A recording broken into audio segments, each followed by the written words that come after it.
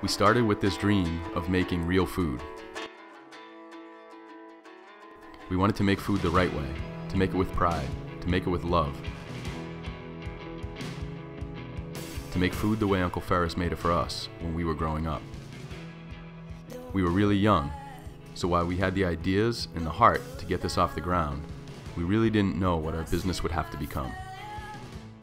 From the start, we always believed that real food had to be made by people, not factories. But over time, we realized that there was more to real food than what we did in our restaurant every day. So we got to know the farmers and producers we wanted to work with.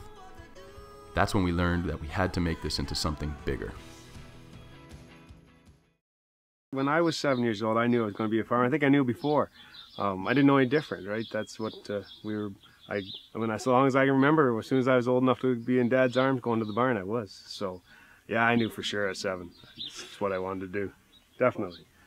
I was born to farm. Like, that was what was drilled into us as we were younger, just the way of life. The part that I like the best about my job is that we're able to raise our family here, and we're able to teach Corbin how to farm and where his food comes from, and Evelyn hopefully when she gets bigger as well, and working with the animals. It's very peaceful walking through the pastures, checking the cattle, and it's just a really nice way of life.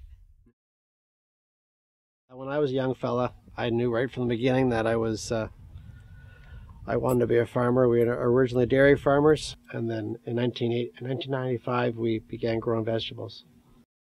The main thing that we portray at Gwillimdale Farms is that we're not a factory farm, we're a family farm. And everything we do, we care a lot about what we do. So what inspires me, I think I can do a good job at caring for the land, at caring for this little few acres of the planet. And I guess that's kind of how I look at myself as a steward of this land. If I can look after this land, then that's going to help towards providing healthy food for an ever-increasing population. So sometimes it's completely out of your control. The weather stuff stacks up against you. You can't do it. But when you've actually done it and you've completed the challenge and you've done a good job, that's satisfying. We realized that we were part of something bigger than fresh local ingredients and wholesome, delicious food. We realized that real food is what connects a community, and those communities are built on people who dedicate their life's work to doing something good for others.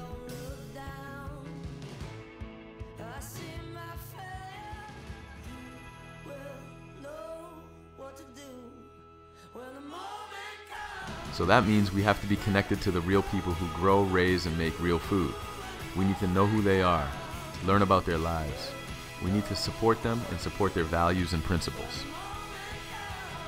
Every farmer we meet, every person who makes and brings real food to us, they all have this one unmistakable thing in common.